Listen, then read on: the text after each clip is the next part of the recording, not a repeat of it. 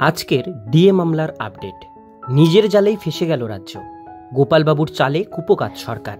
Supreme কোর্টের দুর্দান্ত update জেনে নিন আজকের এই ভিডিওটিতে। ভিডিওর সঙ্গে থাকুন, ভালো লাগলে লাইক করুন, আর এরকমই ডিএ রিলেটেড আপডেট পেতে গেলে চ্যানেলটিকে সাবস্ক্রাইব করে পাশের বেল আইকনটিকে অবশ্যই বাজিয়ে রাখুন। তো চলুন ভিডিওটিকে শুরু করা যাক।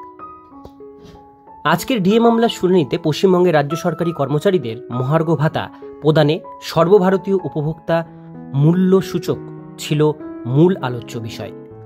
আর এতদিন রাজ্য সরকার আদালত তথা সর্বসমক্ষে বলে এসেছে যে সরকার এআইসিপিআই হারে ডিএ দিতে বাধ্য নয়।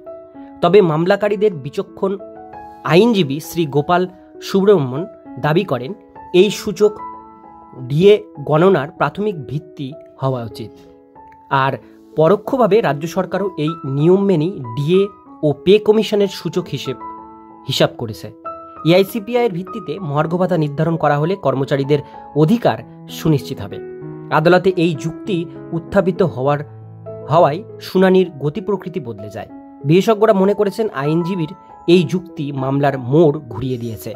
এই প্রতিবেদনে আমরা আজকের শুনানির বিস্তারিত আলোচনা তুলে ধরব। ডিএ মামলার শুনানিতে আইনজীবীর যুক্তি। সরকারি কর্মী তথা মামলাকারীদের পক্ষে সংগ্রামী যৌথ মঞ্চের আইনজীবী শ্রী গোপাল সুব্রমণ্যন শুনানির শুরুতেই কেন্দ্রীয় মূল্য সূচক বা এআইসিপিআইয়ের প্রাসঙ্গিকতা তুলে ধরেন। তিনি বলেন, মহার্ঘ ভাতা কোনো দান নয়, বরং কর্মচারীদের ন্যায্য অধিকার। এই অধিকারের মূল ভিত্তি হল মূল্যবৃদ্ধি, যা এআইসিপিআইয়ের দ্বারা পরিমাপ করা হয়। তার বক্তব্য ছিল রাজ্য সরকার নিজেই এই সূচককে ডিএ গণনার মানদণ্ড হিসেবে গ্রহণ করেছে।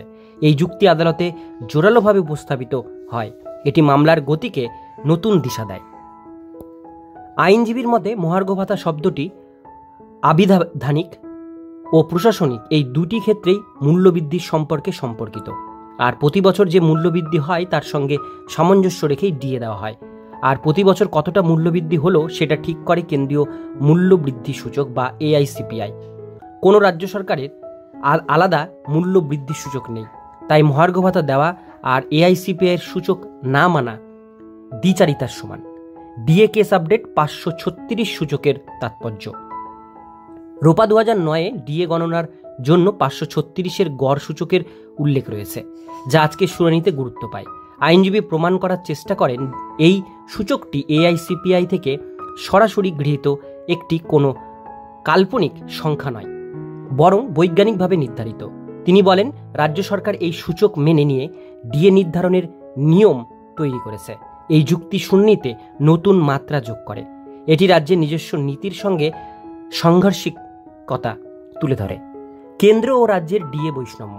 আইনজীবী আরও তুলে ধরেন, কেন্দ্রীয় সরকার এআইসিপিআইয়ের ভিত্তিতে তাদের কর্মচারীদের ডিএ প্রদান করে। যখন কেন্দ্রের ডিএ 12% ছিল, তখন রাজ্যের ছিল 2%।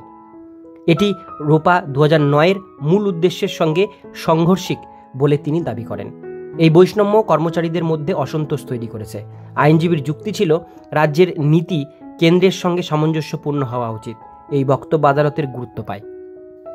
আদালতের প্রশ্ন ও জবাব। আজকের ডিএ মামলার শুনানির সময় বিচারপতিরা গুরুত্বপূর্ণ প্রশ্ন তোলেন। এআইসিপিআইয়ের ভিত্তিতে ডিএ দেওয়া কি রাজ্যের জন্য বাধ্যতামূলক? এই প্রশ্ন মামলার মূল বিষয়কে স্পর্শ করে।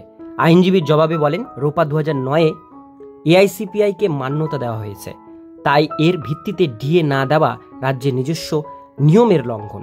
তিনি এটিকে রাজ্যের দ্বিচারিতা হিসেবে উল্লেখ করেন। এই যুক্তি আদালতে শক্ত অবস্থান তৈরি করে, আর যা রাজ্যের নিয়মেই রাজ্য কার্যত ফেঁসে যায়। শুনানির ফলাফল ও প্রভাব। আজকে শুনানি স্পষ্ট করে ডিএ মামলা এখন কেবল আর্থিক বিষয় নয়, এটি একটি আইনি বিশ্লেষণ ও রাজ্যের দায়বদ্ধতার প্রশ্নে পরিণতি হয়েছে। এআইসিপিআইয়ের ভূমিকা মামলার একটি অবিচ্ছেদ্য অংশ হিসাবে প্রতিষ্ঠিত হয়েছে। মামলাকারীরা এই সূচকের গুরুত্ব সফলভাবে তুলে ধরেছেন, যদিও চূড়ান্ত রায় এখনও বাকি। তবে আজকের আলোচনা কর্মচারীদের মনোবল বাড়িয়েছে। এই মামলা রাজ্যের নীতির স্বচ্ছতার ওপর নতুন আলোকপাত করেছে।